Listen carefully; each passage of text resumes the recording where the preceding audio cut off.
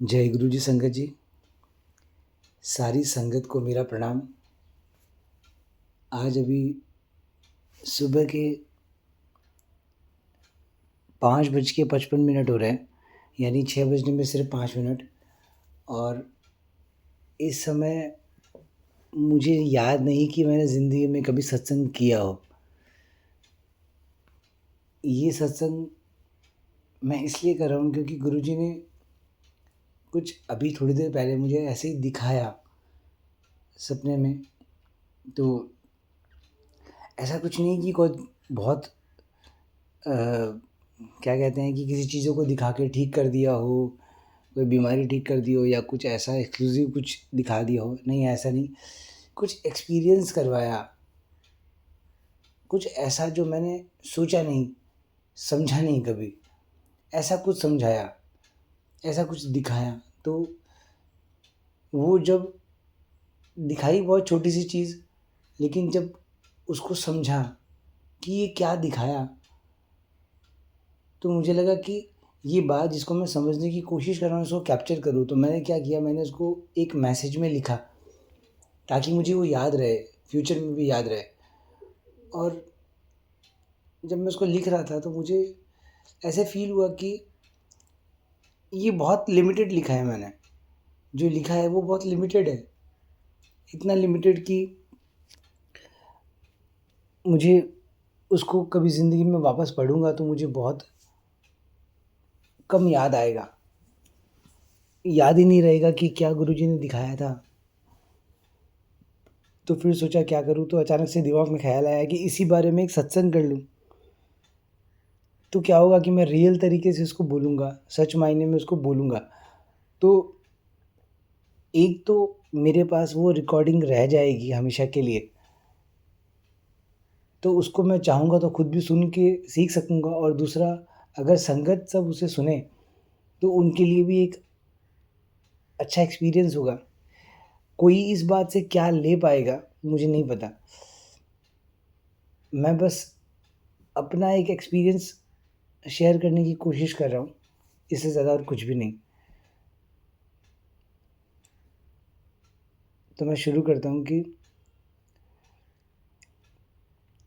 जय गुरु जी। अब जो गुरु जी चाहे वो गुरु जी इस शरीर से बुलवा ले।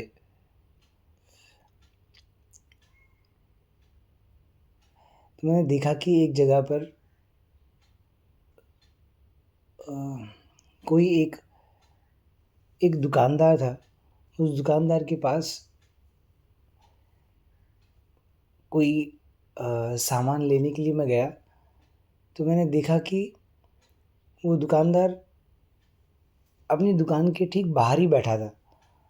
और मैं उसके पास सामान लेने के लिए गया तो वहाँ कुछ बच्चे, जो जैसे गरीब बच्चे नहीं होते जो रास्ते पे ऐसे इधर उधर घूमते हैं, कुछ मांगते हैं वगैरह वगैरह टाइप के, आप समझ गए मेरी बातों को। तो वो सब बच्चे उधर उनकी दुकान के आस वहीं पे थे। और जब वो उनकी दुकान की तरफ गए, क्योंकि खाने पीने की दुकान थी, तो वो जब दुकान की तरफ गए और उनसे जाकर कुछ ऐसे कोशिश कर रहे थे कि कुछ मिल जाए या ऐसा कुछ, वो बंदा अपनी दुकान से बाहर की तरफ आया और आकर उन बच्चों के बीच में ऐसे बैठ गया, अपने घुटनों पे ही ऐसे बैठ गया। और बैठकर आकर उन सब बच्चों को एक ही करके सब उनके पास आए, उनको गले लगा लिया। गले लगाने का मतलब सबको इकट्ठा कर लिया आपने, ऐसे दोनों बाजुओं में ऐसे इकट्ठे कर लिया। कुछ बच्चे इस तरफ आ गए, कुछ बच्चे इस तरफ आ गए। और बिना इस बात की परवाह किए हुए कि वो बच्चे गरीब हैं और कपड़े गंदे हैं, मैले हैं, वो कब नहाए थे लास्ट टाइम पता भी नहीं, किस सिचुएशन में है कुछ नहीं जाना, बस उनको गले लगा लिया। और अपनी किसी बातों की परवाह नहीं थी उस आदमी को, उस दुकानदार को किसी बात की परवाह नहीं थी कि इनमें से 1-2 बच्चे कोई बाहर निकल कर मेरी दुकान के अंदर घुस जाएँ, कोई सामान उठा लें, मेरी कोई पर्सनल चीज़ उठा लें। दुकान खुली है, पूरी खुली, मतलब कोई भी इंसान जाकर आराम से कोई उठाना चाहे तो उठा ले। वो इतनी बाहर तक है अपनी दुकान से, कोई दुकान के अंदर है नहीं, कोई कस्टमर नहीं, कोई नहीं, पूरी की दुकान खाली। उसमें सामान पड़े हैं। अगर कोई बच्चा उसमें से जाके चुपके से उसको उठा भी ले तो किसी को भी पता नहीं चलना। लेकिन उस दुकानदार को इस बात की कोई परवाह नहीं, वो बस सिंपली उन बच्चों से मिल रहा है, एकदम अच्छे तरीके से मिल रहा है। एक दूसरा दृश्य मैंने और देखा, ये इस बात से कम्प्लीटली अलग है कि एक ट्रेन में, वो ट्रेन ही थी मुझे जहाँ तक याद है, या एक सफ़र था वो, उस सफ़र में जो वो जिसमें वो सफ़र किया जा रहा था वो ट्रेन ही थी, आप ट्रेन ही समझो। उसके अंदर एक आदमी एक लड़की के साथ सफ़र कर रहा था, दोनों जन बातें कर रहे थे। वो बंदा बाहर आया, बाहर आकर किसी और आदमी के पास बैठ गया और उससे बातें करने लग गया, फिर किसी और के पास बैठ के बातें करने लग गया। और मैंने नोटिस किया कि वो जिससे बातें कर रहा है वो आदमी इस आदमी को जानता नहीं। बस वो बातें शुरू हुई, इसने एक स्माइल करके उससे कुछ पूछा। जैसे ही उनसे कुछ पूछा तो उन्होंने भी जवाब दिया और दोनों जन आपस में बातें करने लग गए और हंस रहे थे दोनों जन, दोनों लोग हंस रहे थे।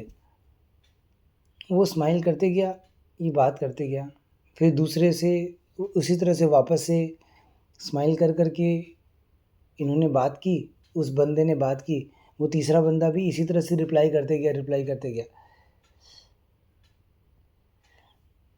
मैं ये इतनी नॉर्मल लग रही है ये बात सुनने में, लेकिन जो गुरुजी आपको फ़ील करवाते हैं उस दौरान, हम लोगों को लगता है कि बहुत नॉर्मल बात। आप लोगों ने बहुत बार इस तरह के सपने या ऐसा कुछ देखा होगा, देखने में लगता है बहुत नॉर्मल बात, लेकिन गुरुजी के लिए कोई भी बात नॉर्मल नहीं है।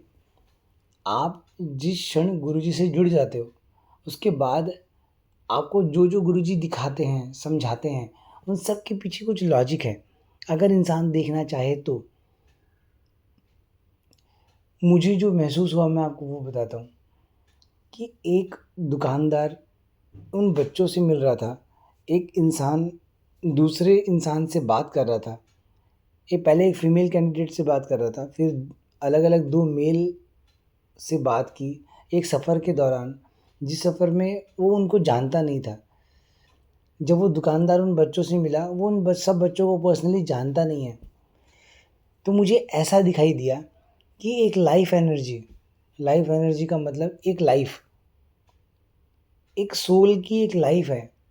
आप एक सोल हो, एक आत्मा, उस आत्मा का एक सफ़र है। आप उस सफ़र में आज इस मनुष्य जीवन में हो, कल को किसी और जीवन में होगे। लेकिन अगर वो मनुष्य जीवन नहीं होता है तो वो रस है नहीं, जो रस आपको मनुष्य जीवन में गुरुजी ने दिया है। मैं अभी इस बात को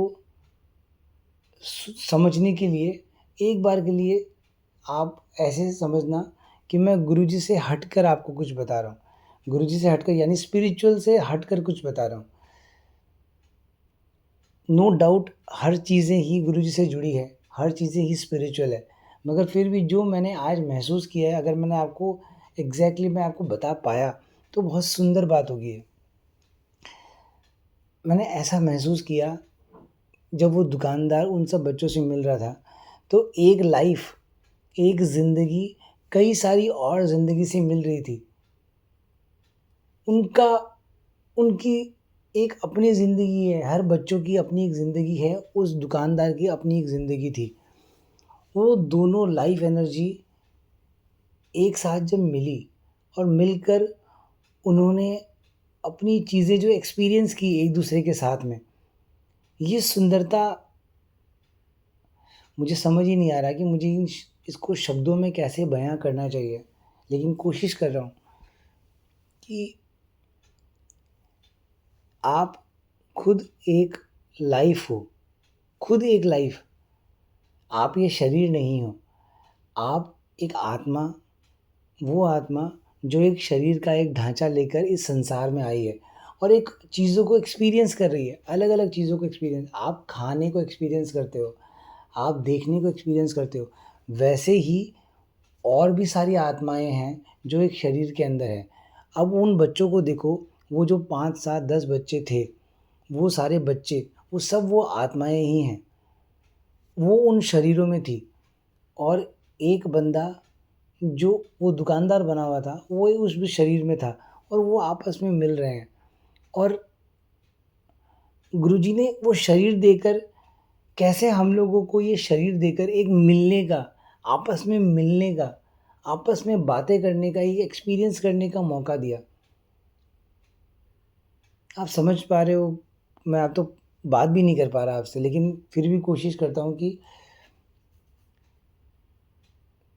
मतलब ये सुंदरता इतनी ज़्यादा सुंदर लगी मुझे, इतनी ज़्यादा सुंदर लगी कि एक आत्मा को एक पहचान दी गुरुजी ने। वो पहचान, जिस पहचान से अब वो चीज़ों को एक्सपीरियंस कर पाता है। आप किसी चीज़ को छू कर ऐसे देखते हो ये कैसा है, आपको छूने से पता चल जाता है कि इसकी एनर्जी नेगेटिव है या पॉजिटिव। अगर आप ध्यान दो तो एक खाने की चीज़ों को भी अगर आप हाथ में छुओ तो आपको पता चल जाता है कि ये अच्छी है या ख़राब। देखो तो पता चल जाता है। कितना सुंदर ये एक्सपीरियंस है। फिर जब आप किसी एक, जब वो बच्चों से वो बंदा, वो दुकानदार मिल रहा था, तो वो मिल के उस चीज़ों को फ़ील कर रहा था। कितनी सुंदर चीज़ है ये फ़ील। वो बस चुपचाप उन बच्चों के ऐसे हाथ लगा के बस ऐसे खड़ा था। जैसे कोई फ़ोटो खिंचाने के लिए किसी के साथ में ऐसे खड़ा हो जाता है स्माइल करके ना, लेकिन उस समय झूठी-झूठी स्माइल करते हैं लोग। मगर वो असल में कोई फ़ोटो नहीं खिंचा रहा था, मगर वो उन बच्चों को ऐसे अपनी बाहों में लेकर बस अपनी तरफ ऐसे खींच रहा था और बस उन चीज़ों को महसूस कर रहा था और वो बच्चे उसके साथ खिलखिला के हँस रहे थे। ना कोई कास्ट का भेदभाव था, ना कोई हिंदू-मुस्लिम की बात थी, ना वहाँ कुछ और गरीब-अमीर की कोई बात थी। वो बस, वो एक आत्मा उस शरीर के साथ उन आत्माओं से अलग-अलग शरीरों में मिल रही थी, सिंपली। दूसरी तरफ जब उस ट्रेन में वो बंदा सफ़र कर रहा था, तब उस बंदे ने, वो बंदा यानी वापस एक आत्मा, एक शरीर के अंदर चीज़ों को एक्सपीरियंस कर रही है। कैसे? दूसरी एक आत्मा के पास गई, जो एक शरीर में है, उनसे जाकर उनके बारे में पूछा कि आप क्या फ़ील करते हो? मानो कि उसने पूछा, मुझे याद भी नहीं कि क्या पूछा उन्होंने, क्योंकि मुझे ये पता ही नहीं कि उसने क्या पूछा, बस मैं देख रहा था कि वो क्या कर रहा है। मानो कि उसने पूछा होगा कि आप कैसे हो? और वो सामने से जवाब दे रहा था बहुत नॉर्मल कि मैं बहुत अच्छा हूँ, आप बताओ आप कैसे हो? एक मुँह का हिलना, शब्दों का बनना, शब्द बनकर दूसरे इंसान तक पहुँचना, उसके कानों से, दूसरे बंदे के कानों से उसको सुनना, सुनकर उसको महसूस करना अपने अंदर। कहाँ महसूस कर रहा है कुछ नहीं पता, लेकिन अपने अंदर एक महसूस करना कि वो क्या शब्द थे जो उन्होंने कहे, और वो शब्दों को महसूस करके अपने अंदर कुछ एक जवाब बनाना, फिर उसको मुँह के थ्रू शब्द बनाना और शब्द बनाकर सामने वाले की तरफ पेश कर देना। फिर वो सामने वाला उसको फ़ील करता है। अगर वही शब्द आपके अच्छे हैं, प्यार भरे हैं, तो वो सामने वाले के चेहरे पे मुस्कान ला देगा। वही शब्द अगर कठोर हैं, बुरे हैं, तो वो सामने वाले के अंदर नफ़रत या गुस्सा पैदा कर देगा। सोचो कि एक फ़ीलिंग है, ये कैसा एक एक्सपीरियंस है एक इंसान की लाइफ़ का, कि वो फ़ील करता है चीज़ों को। जानवर भी फ़ील करते हैं, मगर इंसान के पास एक्सक्लूसिव है ये चीज़, समझ है, एक बोलने की शक्ति है, शब्दों में बनाकर बोलने की शक्ति है। ये सिर्फ़ और सिर्फ़ एक इंसान के पास ही है। मुझे लगता है अभी भी जो मैंने देखा, मैं उसका 2% या 3% शायद आपको बयाँ कर पाया कि क्या शक्ति है एक इंसान, क्या शक्ति हैं हम। कितनी बड़ी शक्ति हम लोगों को गुरुजी ने बनाया है। हम एक आत्मा हैं, लेकिन एक शरीर का ढाँचा देकर, समझने सुनने की शक्ति देकर, बोलने की शक्ति देकर, देखने की, महसूस करने की, किसी भी चीज़ों को छूकर, बिना छुए भी आप किसी चीज़ों को देखकर भी महसूस करते हो। आँखें बंद करके जो महसूस करते हो, वो तो जो इंसान कर पाए वो बहुत ही अलग है। वो एक्सपीरियंस बहुत ही अलग है और वो सिर्फ तब हो सकता है जब आप इस इंसानी जीवन में हो, यानी जब तक आप ज़िंदा हो। गुरुजी आज गुरुजी की एक बात याद आती है मुझे इस बात के ऊपर कि गुरुजी कहते थे कि इस शरीर से जितना काम करना है वो कर लो, क्योंकि जब ये नहीं रहेगा तब कुछ नहीं कर पाओगे। ये बात इस संदर्भ में गुरुजी ने डेफ़िनेटली नहीं बोली होगी, मुझे ऐसा लगता है। गुरुजी का जो वो भगवान है, मैं बोल भी रहा हूँ तो छोटा ही बोलूँगा मुझे लगता है, लेकिन फिर भी समझाने के लिए बोल रहा हूँ कि जो गुरुजी का विज़न था, वो इन सब बातों से शायद और भी बहुत ऊपर होगा, बहुत ऊपर होगा। लेकिन जो मुझे समझ आया, मैं आपको सिर्फ़ वही बताने की कोशिश कर रहा हूँ कि गुरुजी ने जो कहा वो इसमें कैसे लागू होता है कि एक बंदा किसी से मिले, वो चाहे बच्चों से मिले, वो चाहे किसी एक बड़े आदमी से मिले, किसी से भी मिले, अगर वो चीज़ों को इस तरह से देख पाए कि ये एक लाइफ़ एनर्जी है, एक आत्मा है, जो एक शरीर के रूप में मुझसे मिल रही है और ये वही आत्मा है जो गुरुजी का ही एक अंश है, गुरुजी से अलग नहीं है। और ये जो बातें करने का एक्सपीरियंस हम लोग पहले तो इस तरह से किसी के साथ मिले, अगर जब मिले तो इस तरह से मिले जैसे कभी ज़िंदगी में वापस नहीं मिलना है। आज जो पहचान मैं छोड़ के जाऊँगा, आज जो बातें मैं इनसे करूँगा, आज जो खुशी मैं इनको दे पाऊँगा, वो कभी किसी और को कभी इनको वापस से नहीं दे पाऊँगा। ऐसा सोच कर अगर किसी इंसान के साथ मिले, आप दिन भर में ऐसे 100 लोगों से मिलते हो, लेकिन क्या सच में हम लोग एक भी इंसान से इस तरह से बात करते हैं? हम लोग एक अलग ही जल्दबाज़ी में हैं, पता नहीं क्या ही करना है, पता नहीं क्या ही कमाना है हम लोगों को। मैं ये नहीं कह रहा कि आप इस माया में मत रहो, ये माया का ही तो खेल है जिससे आप एक्सपीरियंस करते हो चीज़ों को। लेकिन माया को सुंदर भी तो बनाया जा सकता है। ये माया की वजह से ही आप सबको एक शरीर रूप में देख रहे हो। लेकिन क्योंकि इसमें अपना और पराया का खेल ज़्यादा है, इस वजह से नफ़रत ज़्यादा है, गुस्सा ज़्यादा है, एक दूसरे से लेन-देन का मतलब ज़्यादा है। लेकिन अगर एक बार लेन-देन से हटकर, छोटा-बड़ा का जो डिफ़रेंस है उसको हटाकर, कास्ट डिफ़रेंसेस हटाकर, सारे डिफ़रेंसेस को हटाकर, वो मुझसे ये ले लेगा, वो मुझे ये दे देगा, इन सब चीज़ों से हटकर एक बार किसी एक आत्मा से, उस शरीर से मिलोगे तो शरीर से ही, लेकिन उस आत्मा के उस शरीर से एक बार मिलकर उसका नेचुरल एक्सपीरियंस जानने की कोशिश करो। एक बार जाकर उससे सिर्फ़ पर्सनली एक बार मिलकर ऐसा एक सवाल पूछो। ऐसे ही जाकर बस उसको रोको, सबसे पहले उसको रोको। जिससे भी आप मिलो, पहले उसको शांत होने दो। बस उसको बोल दो एक बार कि 2 मिनट के लिए शांत हो जाओ। आप मुझे सच में बताओ कि आप कैसे हो? उससे सवाल पूछो सच में ये, कि बताओ आप कैसे हो? वो आपको बोले नहीं यार ठीक हूँ मैं। नहीं, नहीं, एक बार आप शांत हो जाओ। आप अपने बारे में सच में सोचो और बताओ मुझे कि आप कैसा फ़ील करोगे? तो देखना वो बताएगा कि वो बहुत दुःख में है, बहुत तकलीफ़ में है और हर सोल इस तकलीफ़ में है, हर आत्मा इस तकलीफ़ में है। आप सुन रहे हो ना, आप अपने बारे में पता करो, मैं आपसे पूछ रहा हूँ, मैं सच में पूछ रहा हूँ कि आप कैसे हो? एक बार रुको, जल्दबाज़ी में जवाब मत दो। एक बार 2 मिनट के लिए रुको, तो आपको पता चलेगा कि दुखों का भंडार है आपके अंदर। आप सोचना आज अपने बारे में। लेकिन ये दुःख किस बारे में है, आप देखना तो आपको पता चलेगा, मेरा ये सपना पूरा नहीं हुआ,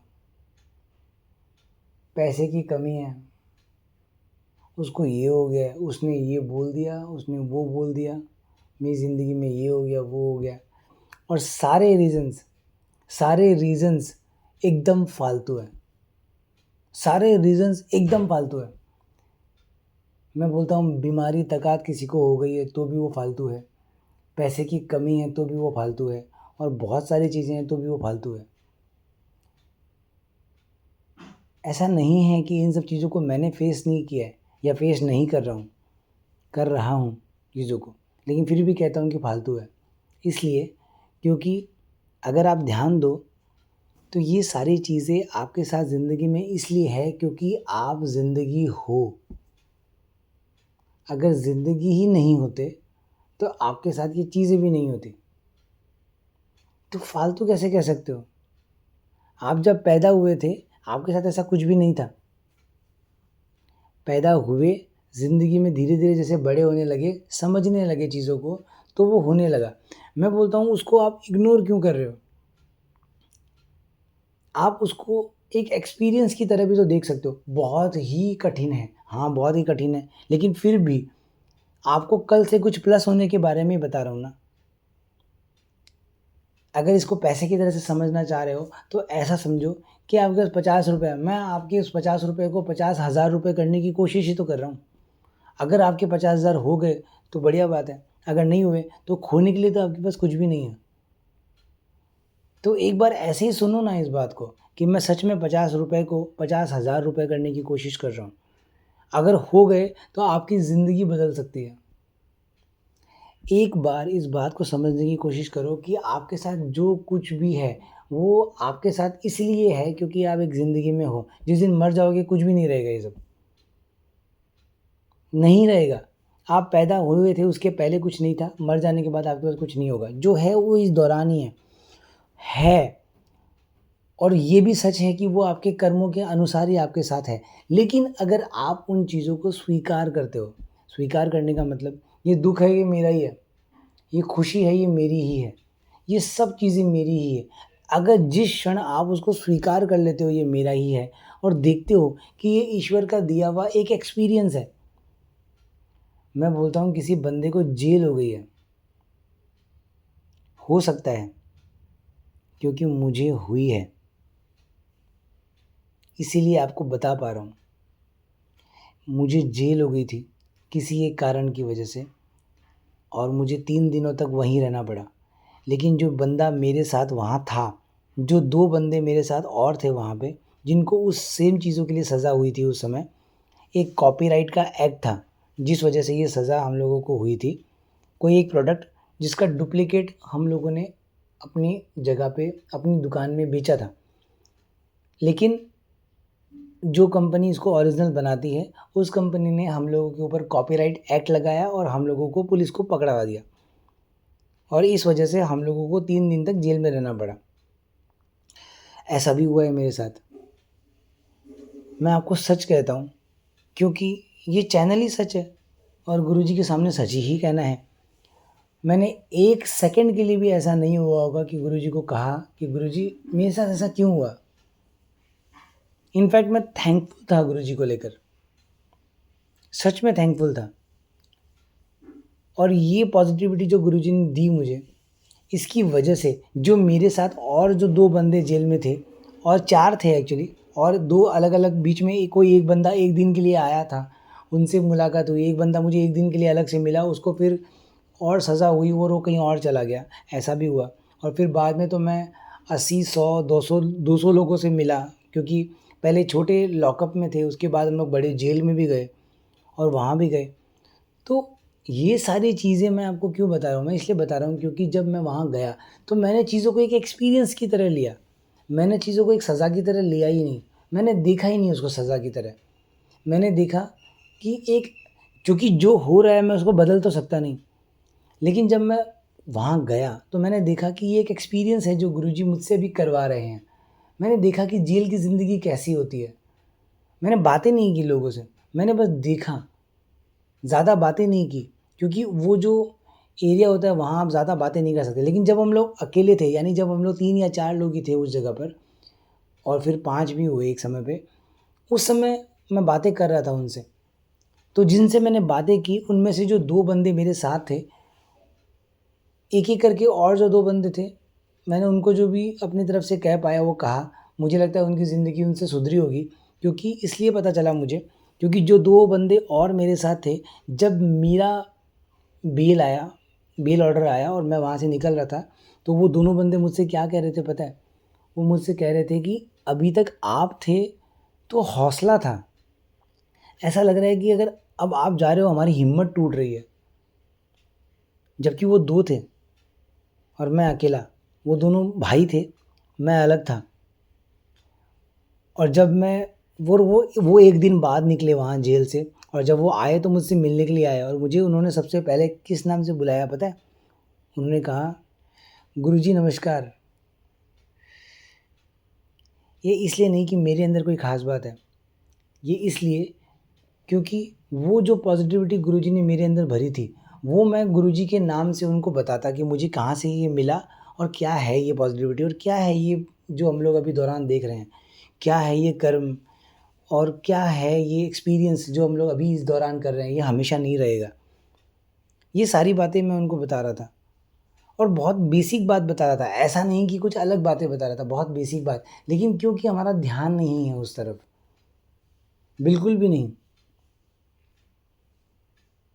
वो पुलिस वालों ने मेरे साथ चाय पी है बाहर खड़े होकर, हम लोग आपस में बात कर रहे थे। जब पुलिस की जीप में हम लोग जा रहे थे, तो वो, आप इमेजिन करो इस बात को, कि पुलिस की जीप में पुलिस हम लोगों को हथकड़ी लगा के लेके जा रही है, हम तीनों को। वो 2 थे, मैं 1 था, हम लोग 3, और बाकी सब पुलिस वाले अंदर। और इमेजिन करो पुलिस की जीप की वो पीछे की सीट, उस पे वो पुलिस वाला बैठा हुआ है, 2 वो लोग भाई बैठे हुए हैं, 1 मैं बैठा हुआ हूँ, एक और पुलिस वाला बैठा हुआ है। आगे वाली सीट पे 3 पुलिस वाले बैठे हुए हैं, और वो पुलिस वाला बंदा ऐसे कह रहा है कि क्या ही ज़िंदगी है ये, यहाँ से कैदियों को पकड़ के लेके जाओ, जेल में शिफ्ट करो, ये करो, अच्छा नहीं लग रहा है, ऐसे-वैसे इस तरह की बातें कर रहा है। और मैं हूँ कैदी, मैं मुजरिम, और मैं उनको समझा रहा हूँ इस बात को लेकर कि नहीं, आपको ऐसा नहीं सोचना चाहिए। ईश्वर ने आपको जो दिया है वो बहुत सुंदर दिया है। ज़रा सोचो एक बार इस बात को। मैं बता नहीं रहा कि मैंने क्या बोला होगा उनसे। मैं बस इतना बताने की कोशिश कर रहा हूँ कि एक बंदा जो पुलिस है, उसको कोई सज़ा नहीं है, और एक बंदा उसी जीप में बैठा है जिसको सज़ा मिली है। लेकिन गुरुजी से जुड़ाव होने का जो एक पॉज़िटिवनेस, जो एक पॉज़िटिविटी उसके अंदर महसूस वो कर पा रहा है, उसकी वजह से उसको कैदी-कैदी नहीं लग रहा है। खुद को वो कैदी महसूस ही नहीं कर रहा है, बस एक एक्सपीरियंस महसूस कर रहा है। और जिसको एक ओहदा मिला है, वो अपने आप को दुखी महसूस कर रहा है, क्योंकि गुरुजी से जुड़ाव नहीं है, क्योंकि माया से जुड़ाव ज़्यादा हो गया। ये ज़िंदगी आपको एक ही बार मिली है, अगली बार मिलेगी, नहीं मिलेगी, कुछ पता नहीं। आज आज से, अब से, इस क्षण से, जिस क्षण आप इस बात को सुन रहे हो, इस क्षण से ये कोशिश करो कि आप अपनी ज़िंदगी को सच मायने में जियो। जीने का मतलब ये नहीं है कि कल से, आज से बाहर निकलो और निकल के हा हा हा हा ऐसे करने की कोशिश करो, नहीं। सच मायने में अंदर से हा हा होनी चाहिए, सच मायने में होनी चाहिए। और क्यों नहीं होनी चाहिए, उसका रीज़न मैंने आपको यही दिया कि ये ज़िंदगी सिर्फ़ आपको एक बार मिली है। जो भी चीज़ें आपको मिली है इस ज़िंदगी में, वो आपके पैदा होने के बाद मिली है, और मरने के बाद नहीं होगी। वो बस इस दौरान ही है। आप कल को भी ज़िंदा रहोगे या नहीं रहोगे, ये पता नहीं है।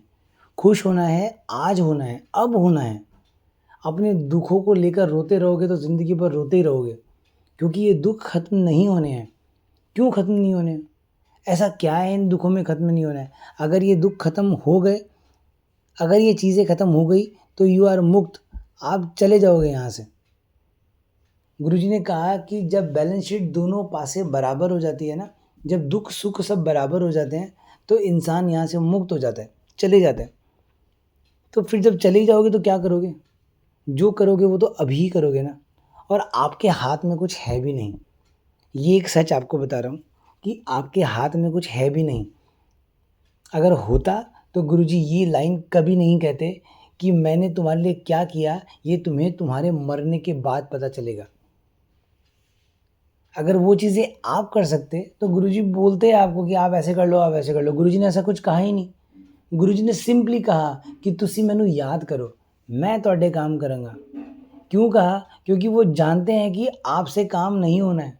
वो काम जो आपको अपने ही लिए करना है, वो आपसे होगा नहीं। तो गुरुजी ने पहले ही इन सब चीज़ों को हटा के सीधा सिंपली कहा कि तुम बस मुझे याद करो, ताकि मैं वो काम कर सकूँ जो तुमसे नहीं होगा।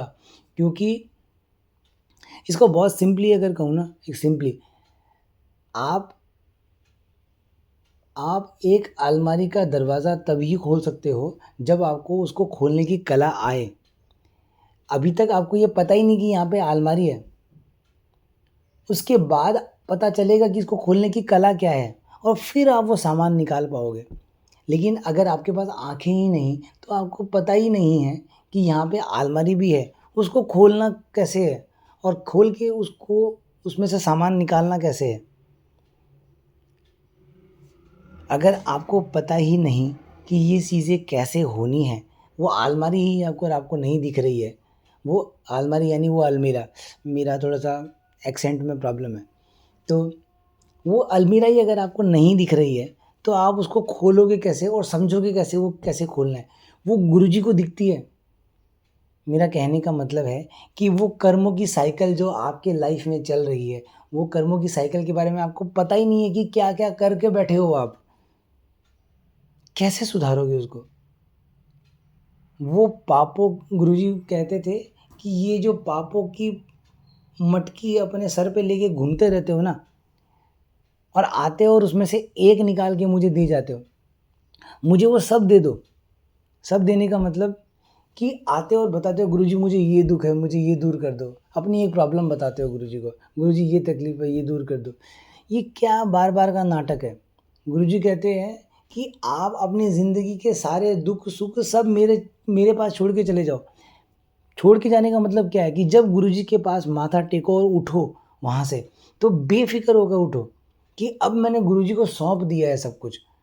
अब मैं नहीं सोचूँगा कि मैंने ज़िंदगी में ऐसे कर्म किए हैं तो उसका क्या होगा। ये दुःख, वो दुःख, ये परेशानी, वो परेशानी सब गुरुजी आपकी। आपको जैसे हैंडल करना है वैसे करो।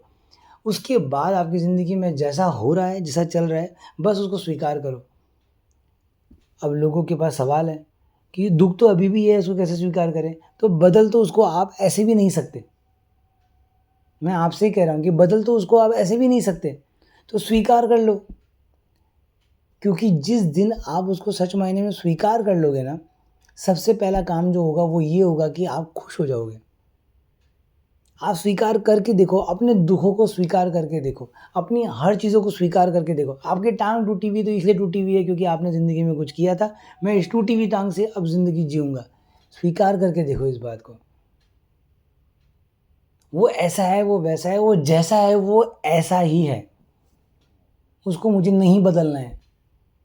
मुझे लोगों को नहीं बदलना है। जैसा है वो है। आप उससे वैसे ही मिलो ना जैसा वो है। क्यों उसको बदल के मिलना है? क्यों चाहते हो कि वो आपके मुताबिक बने तो ही मैं इसे हँस के बात करूँगा? क्यों नहीं कि वो जैसा है? याद करो वो दुकानदार, वो छोटे-छोटे गरीब बच्चों से उनको वो नए कपड़े पहना के तैयार करके नहीं मिल रहा था उनसे वो। वो उनसे बस मिल रहा था। एक लाइफ़ एनर्जी है वो। जिस तरह से आप हो, आप में और उसमें कोई अंतर ही नहीं है। बस पहनावे का अंतर आ गया, शरीर के ढाँचे का अंतर आ गया, गरीब-अमीर का अंतर आ गया। इस वजह से आप उससे मिलते नहीं हो। एक बार खुलकर इस ज़िंदगी को जीने की कोशिश तो करो। देखो तो सही इस ज़िंदगी को एक बार कि क्या है ये ज़िंदगी? कभी नहीं होगी ये बाद में। ये क्षण, ये कितनी साँसें बची है ये आपको पता ही नहीं है। लेकिन रोज़मर्रा की ज़िंदगी में हम लोग इसी तरह से इस ज़िंदगी को बस बर्बाद कर रहे हैं। क्या है आपकी रूटीन पता है? सुबह नहा धो के भागो, पैसे कमाओ, आओ परेशान होकर बुरी तरह से, खाओ और सो जाओ। बीच में कुछ लड़ाइयाँ कर लो, हाँ, ये भी एक ज़िंदगी का पार्ट है और सो जाओ और अगले दिन से वही रूटीन है। लेडीज़, औरतों की एक अलग रूटीन है। सुबह उठो, सुबह से भाग-दौड़ करो, ये करो, वो करो, उसके लिए परेशान, परेशान, परेशान, पैसों के लिए परेशान, घर के काम-काजों के लिए परेशान, आपस में नोक-झोंक से परेशान। लास्ट में आकर हम लोगों को तो साँस ही नहीं मिलती, हम लोगों को तो यही नहीं मिलता, हम लोगों को तो वो नहीं मिलता, इस परेशानी में सो जाते हैं। क्यों नहीं उन चीज़ों को हम स्वीकार कर लेते जो रोज़ हमारे साथ हो रही है और उसी को कुछ बेहतर बनाने की कोशिश करें अपने साथ। जो है उसको स्वीकार करें और उन स्वीकार करने के बाद उसी को थोड़ा-सा बेहतर बनाने की कोशिश करें। आज से अपने हस्बैंड से, अपने पिता से, अपने बच्चों से अगर आप एक हस्बैंड हो तो अपनी वाइफ से, अपने बच्चों से, अपने पिता से, अपने माँ बाप से, अपने ऑफिस में अपने कलीग से, अपने दोस्तों से ऐसे मिले जैसे कि कभी पहले मिले ही नहीं आज तक। जैसे कि आपको पता है कि ये वो एक सोल है, वो आत्मा है जो उस परम आत्मा का ही अंश है, उससे अलग नहीं है। और ये धरती पर बस एक एक्सपीरियंस कर रही है, चीज़ों को अनुभव कर रही है। हर चीज़ें आप अनुभव कर रहे हो। एक किताब को पढ़कर, जब आप एक ग्रंथ को पढ़ते हो, जैसे गुरुजी कहते थे कि पाठ किया करो, अगर आप वो पाठ करते हो तो ज़रा सोचो, उस पाठ को करते समय उसको रीड नहीं करना है, सिर्फ गड़ गड़ गड़ गड़ गड़ गड़ गड़ पढ़ते चले गए उसको कंप्लीट। गुरुजी आपने बोला पाठ करना है, मैंने पाठ कर लिया, नहीं। उसमें क्या लिखा है, उसके भाव जब तक आपके अंदर नहीं उतरे, आपकी आंखों ने वो आंसू के रूप में नहीं बताया, तो आपने नहीं पढ़ा है।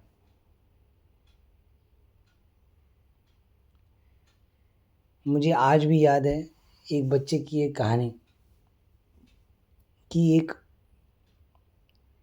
उसने एक ग्रंथ पढ़ा, और उस ग्रंथ को पढ़ते समय, वो ग्रंथ का नाम है,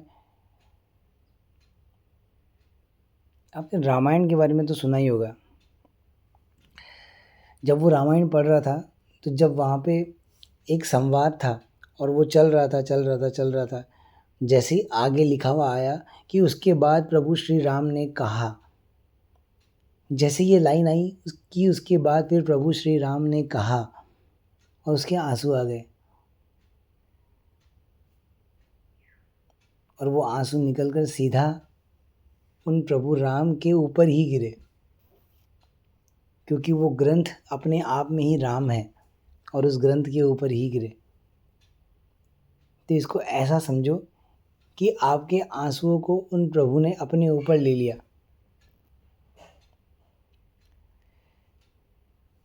क्योंकि उनको उस क्षण, उस बच्चे को उस क्षण ये समझ आ गया था कि अब जो मैं पढ़ने वाला हूँ वो साक्षात उस परमात्मा ने खुद कहा था।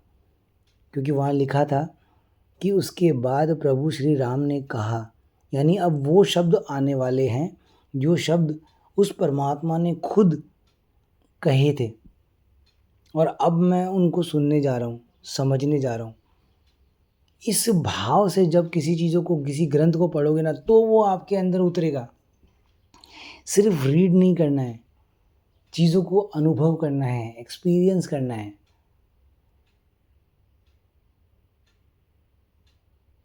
एक पक्षी को देखो ना, तो उस पक्षी के अंदर अनुभव करो इस बात को कि इसके अंदर भी वही परमात्मा है, बस ये पक्षी है। और आप एक इंसान, उसके अंदर शायद वो समझ नहीं है जो आपके अंदर आज है। तो गुरुजी आपको वो एक्सपीरियंस करने का, अनुभव करने का वो शक्ति दें आपको, जिससे आप उस लाइफ को, जो आपको शायद एक ही बार मिली है, उसको जी पाओ अच्छे तरह से। गुरुजी का आशीर्वाद आपके ऊपर हो, और आप फुल ऑन इस ज़िंदगी को जियो, अच्छे से जियो, और गुरुजी को याद करो, बस सिंपली याद, और कुछ नहीं। तो मेरी दुआएं आपके साथ है, और गुरुजी सबको आशीर्वाद दे, सबको, जो भी इसे सुने सबको आशीर्वाद मिले, भरपूर मिले, और सबका कल्याण हो। जय गुरुजी, जय गुरुजी।